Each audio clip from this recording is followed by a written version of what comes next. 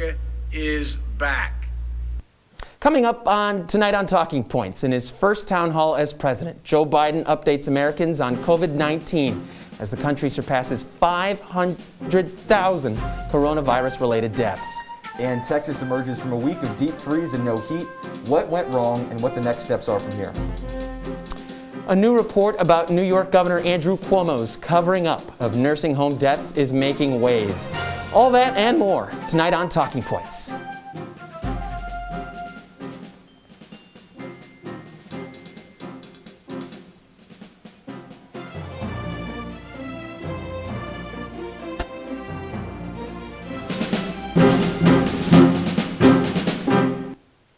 We are now over 1 month into Joe Biden's presidency, and at a CNN town hall last week, the president provided an update on COVID-19, vaccine rollout, and the multiple crises facing Americans. Good evening. I'm Michael Furnari.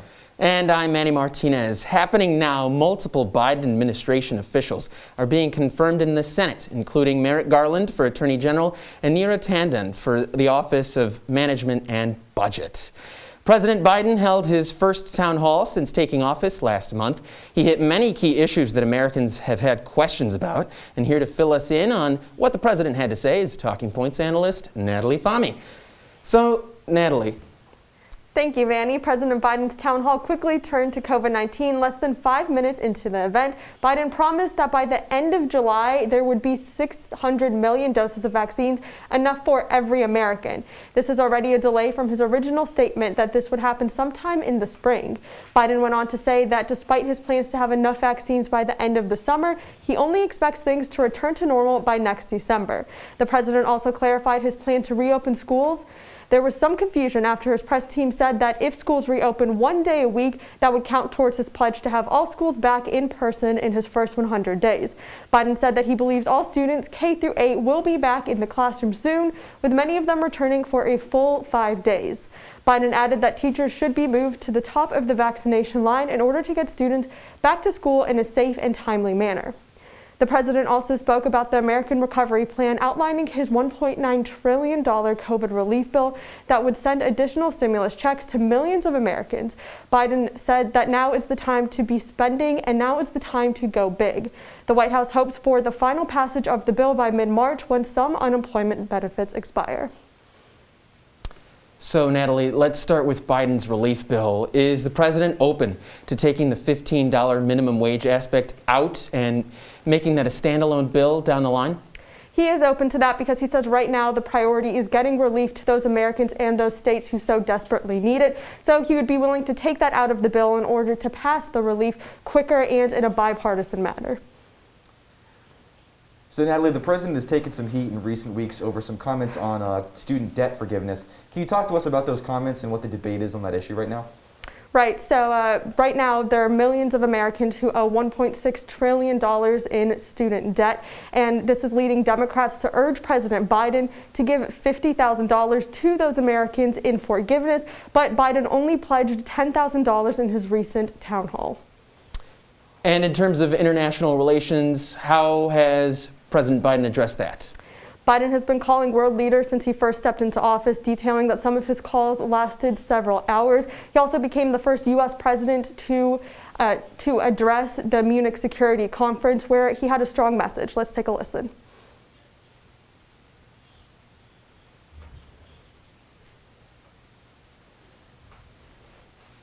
Natalie, we're going to have to cut it there. And moving to Texas, we're going to be looking down at the southwest, that horrible storm that's impacted them. They've dealt with the state's worst natural disaster since Hurricane Harvey in 2017. Frigid temperatures, heavy snow and rain, and all those have dramatically affected the state's power grid. Millions of families are without heat and electricity. Talking Points analyst Benjamin Schiller is in studio to break down what is next for Texas. Thanks, guys. It's been 8 days since some Texans have had working heaters, running water, and electricity in their homes. A statewide blackout occurred less than 24 hours after the winter storm began. Unlike other states across the country, Texas has their own power grid, but for the first time the state realized that their system was ill-equipped to handle harsh weather. The storm left roads of icy surfaces, which has impacted people from going to the grocery store or going to the workplace. At least 70 people have died since last Sunday, and the state is reporting upwards of $18 billion of damage. As the winter warm weather goes to the left And the warm weather comes to the right into 50s and the 60s from North Texas, El Paso. Texans are fortunate that they can see the light at the end of this week-long dark tunnel. Now, state officials and federal officials are working on plans to get relief for Texans, and it's only a matter of time until help is on the way. So Ben, let's talk about these relief plans that you mentioned. What type of assistance can people in Texas expect, and when are they going to get it? So just this past Saturday, President Joe Biden signed an executive order that declares a major disaster in the state of Texas. This will provide aid for poorer families, grants for homeowners, and loans for the uninsured property owners across the state. Keep in mind, only 77 of the state's 254 counties are eligible for this aid. And Ben, what are lawmakers in Washington? What are they doing to help Texas? So right now, conversations are being held behind closed doors in Congress, but right now, Congresswoman Alexandria Ocasio-Cortez of New York and several Texas lawmakers went to South Texas, specifically close to the border, to help raise money this past weekend for poorer families. They raised north of $4 million. Now, Ben, what is the situation as far as power in Texas? When should families expect that to return? So like I mentioned earlier, warm weather is here in Texas, across the state of Texas. Today, they reported highs of 70 to 75, but there was a lot of damage from last week. There were several pipe bursts, and 15 million families are without clean and just clean water in general. There is no date in mind for when their power can return, but most families are in the clear right now. And Benjamin Schiller, thank you. Federal and state governments are continuing their push to vaccinate Americans as quickly as possible. With uncertainty on consistent vaccine production and distribution, and the death toll reaching 500,000 today, the Biden administration is apprehensive on when specifically the country can return to normal activity. Talking Points analyst Chilikasi Adele joins us now for a nationwide and New York State vaccine update. Thanks, guys. As hospitalizations fall to their lowest level since last November, CDC data show that the United States is averaging about 1.6 million vaccinations per day, and 13% of the U.S. population has been vaccinated to date. Nationally, about 76% of the doses distributed have been used. Now, if the country continues on this pace, vaccinations are expected to reach half of the population by July 11th, 70% of the population by late September, and nearly the entire population by Christmas. That's from the New York Times. With the vaccine rollout in full swing, some states are doing better than others. Alaska, New Mexico, and South Dakota lead the country in percentage of the population with at least one dose. Here in New York State, only about 12% have received at least their first jab. That's 41st out of the 50 states, plus the District of Columbia. While New York is towards the end in terms of vaccine administration, the state is among the highest in terms of vaccines used out of those allotted, with the Empire State using 83% of the vaccines doled out. Last Friday, President Biden visited a Pfizer vaccine plant in Michigan, where he said America could near normalcy by year's end, but was also wary of new variants of COVID-19 and vaccine production problems that could hamper progress. One of those problems impeding on vaccine production? The winter storms and extreme cold that ravaged Texas and other states last week, as Ben just mentioned. Guys. Thanks, Chilikasi. Coming up after the break, we discuss the fallout from the 22nd Congressional District here in New York State. Don't miss it.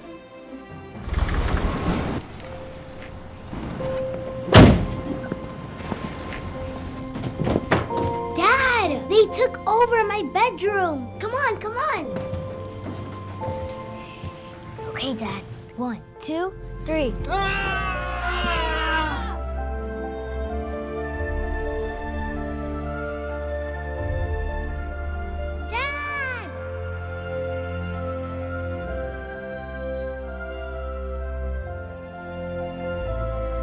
You saved me. Dad? Are you okay? I'm fine, dear.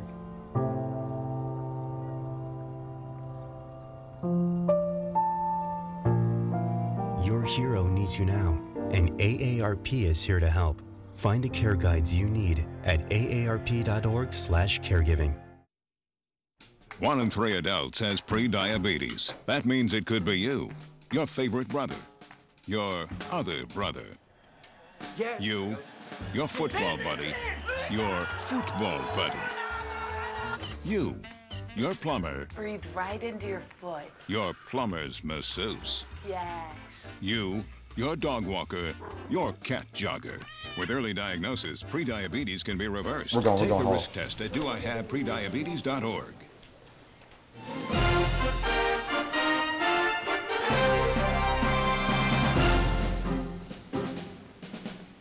Welcome back to Talking Points. New York's 22nd Congressional District had the longest election race of 2020 after the Oneida County Board of Elections noticed several procedural errors. Both the Democratic and Republican commissioners have resigned. Talking Points analyst Mariah Humiston is here with an update. Thanks, Manny. After many errors were uncovered in the 22nd Congressional District race, Oneida County Executive Anthony Picenti called on Governor Cuomo to remove both commissioners from the Board of Elections. Since then, both commissioners have resigned. Governor Cuomo says that the errors caused by the commissioners is because of basic incompetence.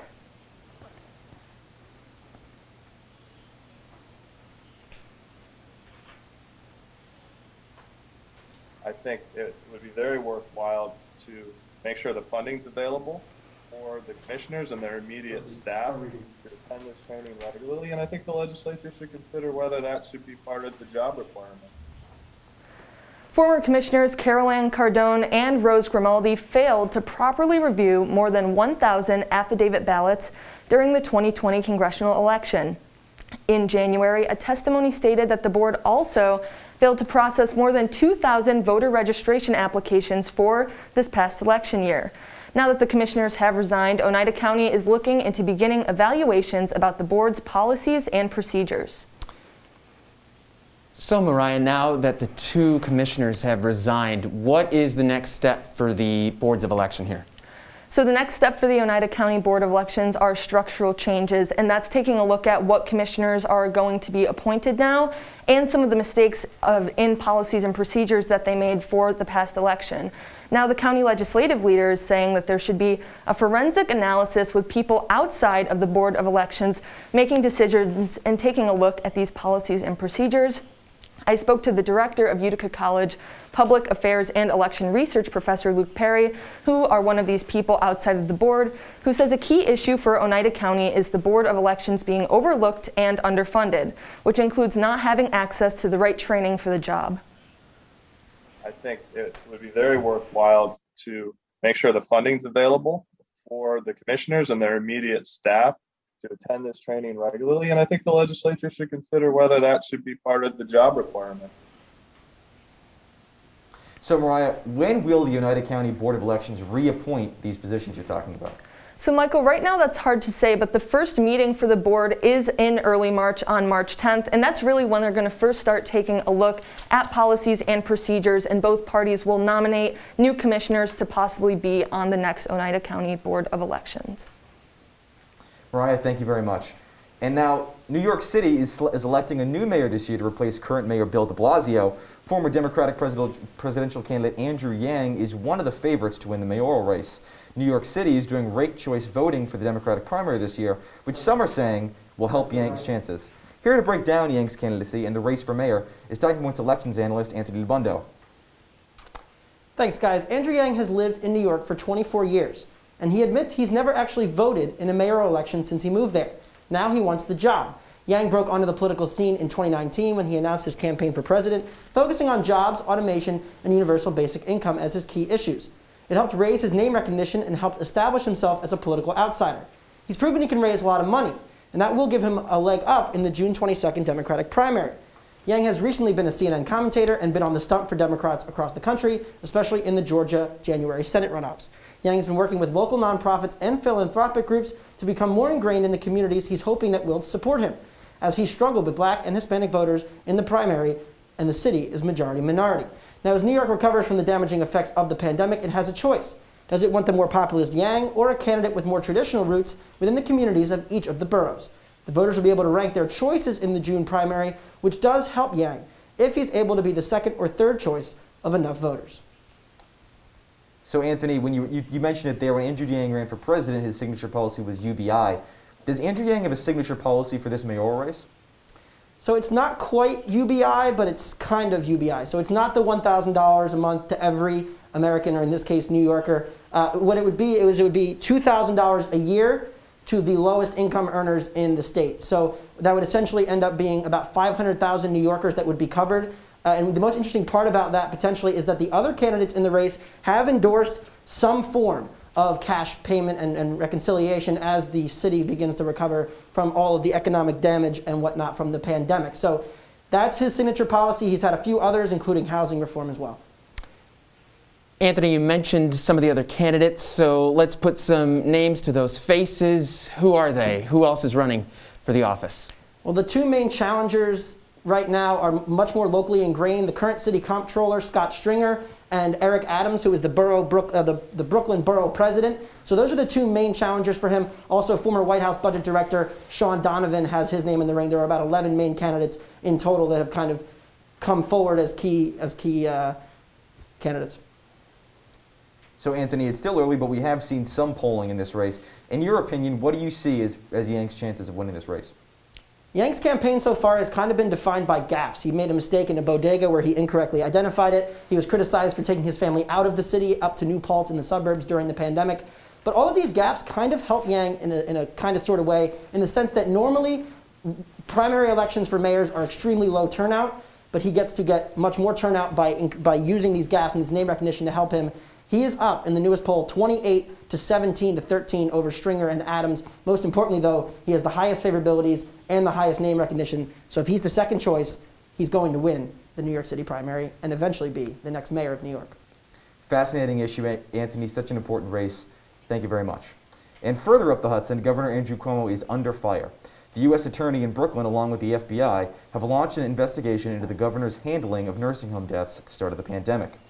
Cuomo has vehemently denied all allegations against him, and joining us now to discuss this is Talking Points analyst Lindsay Fine. Lindsay? Over 9,000 recovering COVID-19 patients in New York were transferred from hospitals into nursing homes. This new number is more than 40% higher than what the State Department originally reported. The patients were moved into nursing homes in accordance with the March 2020 directive from Governor Andrew Cuomo, which says that nursing homes could not deny people because they have COVID-19. This comes after a report from New York Attorney General Letitia James said Cuomo's administration may have underreported the number of nursing home residents who died from COVID-19 by over 50%. This was proven correct by the New York Department of Health when they changed the original total of nursing home deaths from 8,000 to over 8,500 to over 15,000. Governor Cuomo defended the state's coronavirus death count during an announcement on Friday. It is a lie to say any numbers were inaccurate. That is a lie. Total deaths were always reported to nursing homes and hospitals. During the same announcement, Cuomo also said the New York State Department of Health is allowing nursing home residents to have visitors beginning today. The Department of Health is providing rapid tests to be administered to nursing home visitors at no cost to the residencies. These latest revelations have led Republicans in New York State to call for an impeachment probe of Governor Cuomo. Michael and Manny, back to you. Thanks, Lindsay. Coming up, the fight for 15 continues. The latest on the uptick in minimum wage strikes across the country. Next.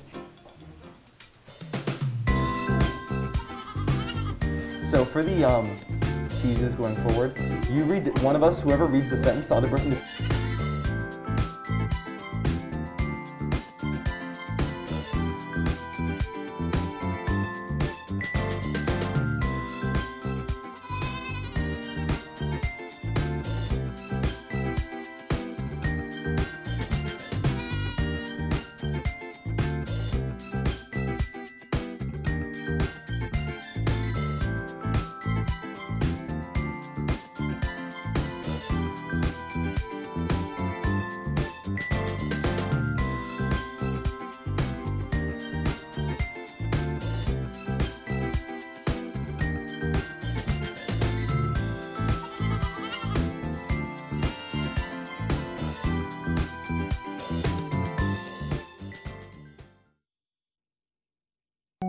They told me a bottle couldn't dream. That I would never become a superhero.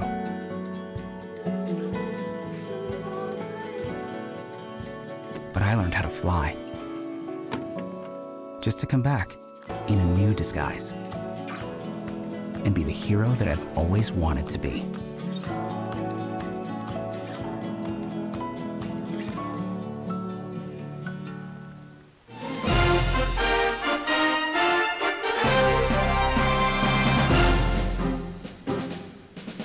Welcome back to Talking Points. For years, there have been calls across the country to raise the national minimum wage to $15 an hour. Many cities, including New York and Seattle, have already made this change. Talking Points analyst Jacob Goldberg joins us to discuss the recent minimum wage strikes by fast food and nursing home workers across 15 major cities. Jacob? Thanks, guys. Minimum wage strikes have picked up steam all across the country in the past few days. There have been Fight for 15 movement strikes in some of the biggest cities across the country, including Chicago, Miami, and Detroit. Fast food and nursing home workers, who make up most of the movement, are pushing for the federal minimum wage to go up to $15 from $7.25 an hour. This comes as President Joe Biden pushes for a $15 federal minimum wage, despite opposition from Republican lawmakers and some Democratic politicians who see the bill as a job killer. According to the Congressional Budget Office, increasing the minimum wage would eliminate 1.4 million jobs nationwide. If the Biden administration is able to raise the federal minimum wage, it would be just the first time since 2009 that these workers would see a raise in their weekly paychecks. Speaker Nancy Pelosi confirmed that the minimum wage increase to $15, if passed, would happen incrementally over the next 5 years. So, Jacob, when we're talking about the legislative process here, how likely is this to pass Congress? Well, House Democrats are going to send over the bill in about 2 weeks. That's their plan. And right now, obviously, the Senate is 50-50 tie with Kamala Harris breaking the tie, and the House is Democratic based. So it is definitely going to get past the House. It's whether or not it gets passed by the Senate, which right now has a few Democrats opposing the bill. So the Democrats either have to get back in the line with the party if they want to pass it, or they're going to have to flip a few Republicans to get this bill passed. And tell us, how much change would workers see right away with a gradually increasing wage? Well, they'll see a much bigger change than they have in the past few years. As I said, since 2009, nothing has changed in terms of increasing the minimum wage. So it would go up to $9.50 by the end of the year. And in the next 5 years, of course, it goes incrementally until it gets to $15. So definitely a little bit of a change for these workers, and they can use anything they can get. Thank you, Jacob. Now to California. A petition to recall Governor Gavin Newsom is close to succeeding. The campaign, supported by California Republicans, needs 1.5 million signatures to be considered valid and is already coming up on that mark. Breaking down how the recall effort of Gavin Newsom is shaping up is Talking Points analyst Spencer Kweskin.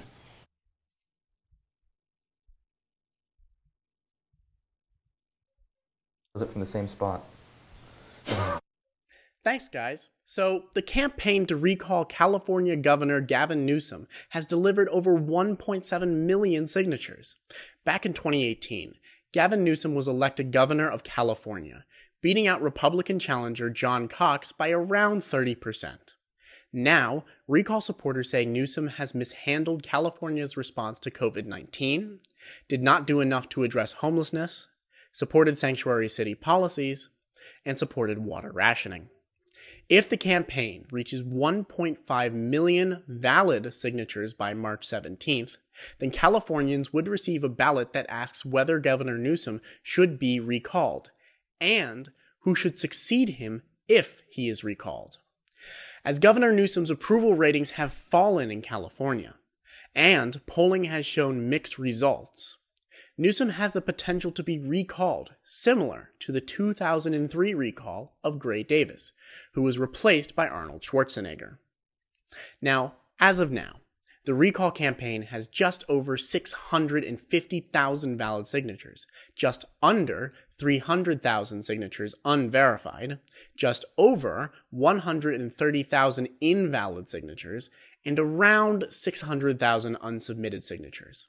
With the recall deadline of March 17th fast approaching, recall supporters must obtain an additional 830,000 valid signatures in order to move forwards in the process. Spencer Kweskin, reporting from Los Angeles. Back to you guys.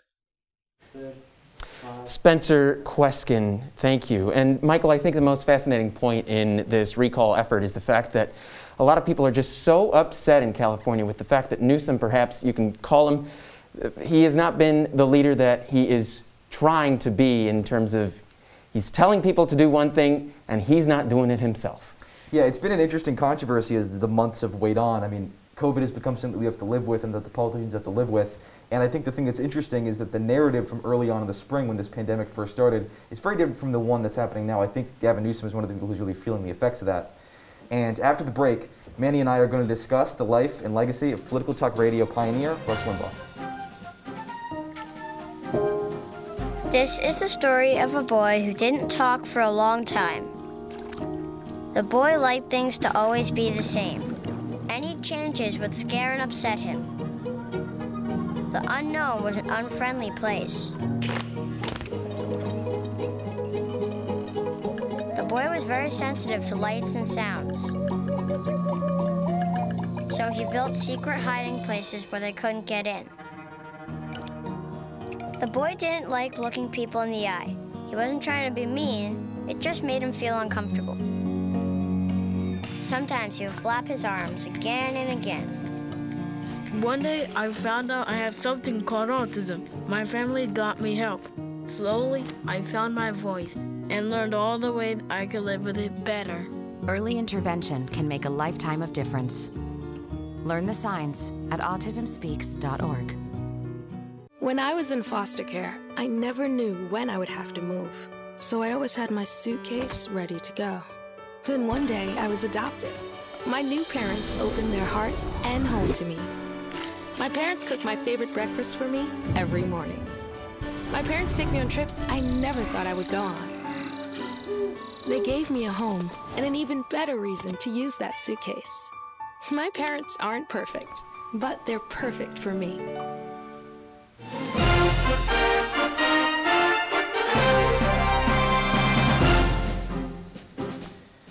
Welcome back to Talking Points. We're going to be having a quick conversation here about the life and legacy of Rush Limbaugh. Rush Limbaugh passed away last Wednesday after a battle of lung cancer.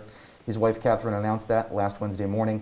And Manny, it's one of those strange days because he was such a seminal figure in media. One of the people who truly, the world was not the same after as it was before. You know, the thing that people our age is a little bit difficult quite to fathom is that there was once a time where really all conservative opinion, all conservative commentary was filtered through the big media companies. We're talking NBC, the Washington Post, the New York Times. That completely changed with Rush Limbaugh. Rush Limbaugh had a direct line to his audience. It was unabashedly conservative, and there was really no ifs, ands, or buts about it. That changed media forever. Fox News, Glenn Beck, Ben Shapiro, these people have really all followed in the footsteps of Rush Limbaugh. It's had a big effect on media and a big effect on politics. Absolutely, and Rush was Rush, and that is what made him so good at what he did. And the fact that everybody had an opinion on him, whether you loved what he said or you detested every word that came out of his mouth, that's part of what his job was as a political talk radio host. I'd like to remind you the fact that the opposite of love is not hate, it is indifference. And he got people to care about him and what he had to say. And that is what made Rush so good at what he did. Absolutely, Manny. As we talk about these historical milestones, he was one of the driving forces in grassroots Republican politics.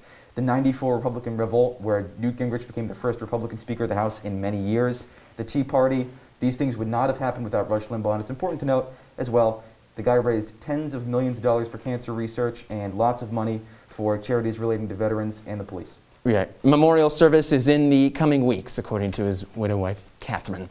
And that's all the time we have for Talking Points on today. Be sure to follow us on Twitter and Instagram. Manny Martinez saying good night. Have a good night, Syracuse. I'm Michael Furnari.